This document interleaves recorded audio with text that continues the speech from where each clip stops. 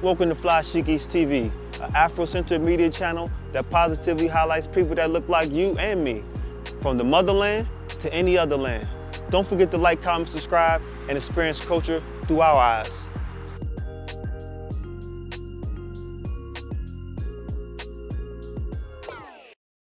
Okay. Welcome to Flyshikis TV. I'm your boy Flood, the Alkaline Investor. Today we have here Dr. Ma'a, and she's here to kind of give us an understanding of different topics and different things and different questions that we kind of have came up for her to answer. All right, if you can go back into history and be a top advisor for anybody in the past, any leader in the past, who would it be and what would you tell them? If I could advise them? Yes.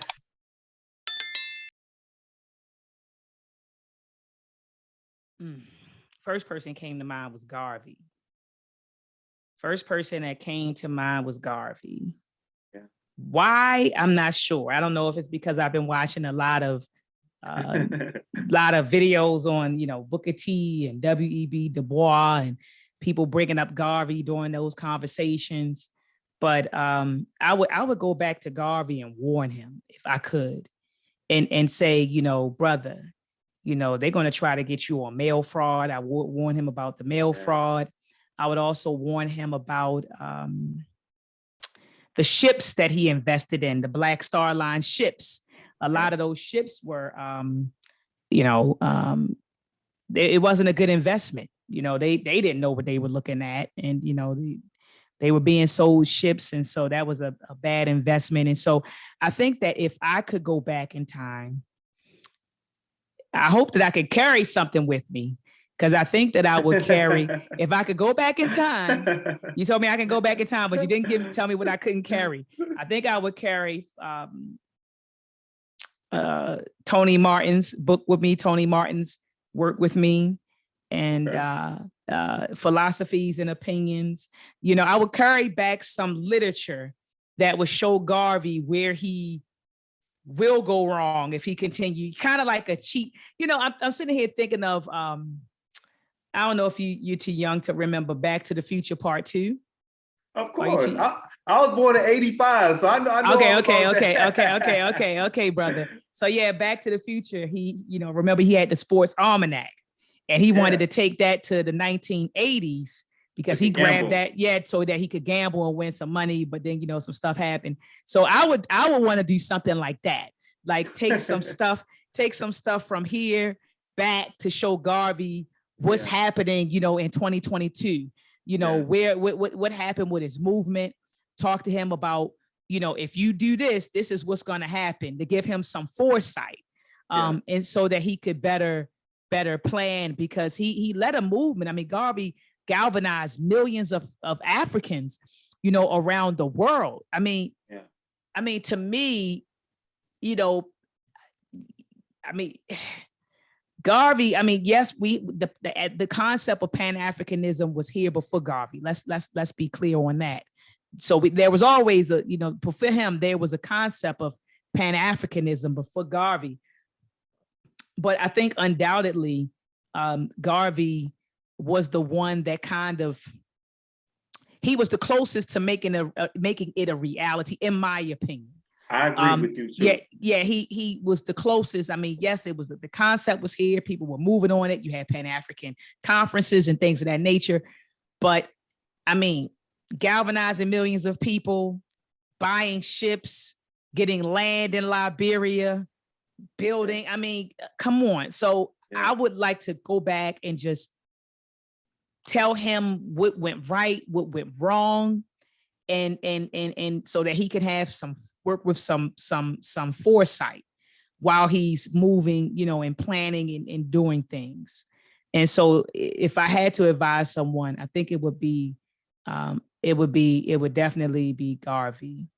It would definitely be Garvey, because I think that had he made some different choices, the movement would have gotten bigger and bigger and bigger and bigger. And so I would love to advise him. I would love to advise him. I would love to also advise, I'm sitting here thinking about, Dr. King, man. because Dr. King galvanized a lot of people, both Black and white. Yeah. And I just wished that, I know he was fighting for civil rights. And then later it shifted from civil rights to the poor people movement, where he said, wait a minute, we need to be focusing on our economics, because what good is having civil rights if you can't even go buy a can of soda, if you don't even have the money or the means to go buy a soda in that establishment, but you have the right to, but you can't afford to go in there. So he was like, wait a minute, we need to shift it. So I think that if I had to sit down with him when he was leading the civil rights movement, and I believe at one point he was the president of the SCLC, right? The Southern Christian Leadership Council or something like that. But I think that I would sit down and tell him back then, Doc, civil rights are great, but we need to be focused on, political power, political and economic power. We need both. So that's cool. But, we need both. We need reparations. So I would love to sit down and have, because he started figuring things out. Yeah. But then he got assassinated, in 68. And so I would let him know, time's up, in April 68, but before, and then possibly try to detect, because I think, I'm sitting here thinking about the movie, The Butterfly Effect.